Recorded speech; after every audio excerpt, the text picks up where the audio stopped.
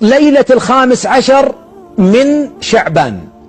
الحديث رواه الإمام أحمد ورواه ابن ماجة وحسنه الألباني رحمه الله. ما الحديث؟ يقول ماذا؟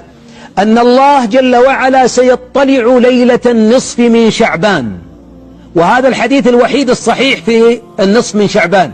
يوم النصف من شعبان لا نسوي لا قرقعان ولا قرقعت ولا نصوم اليوم اللي قبله ولا نقوم الليلة اللي قبلها أبدا، ولا نعطي إنما العبادة التي في هذه الليلة عبادة واحدة. ما هي؟ سيطلع على عباده ليلة النصف من شعبان ليلة 15/8 يعني هذا الشهر، فيغفر لخلقه إلا مشرك ومشاح.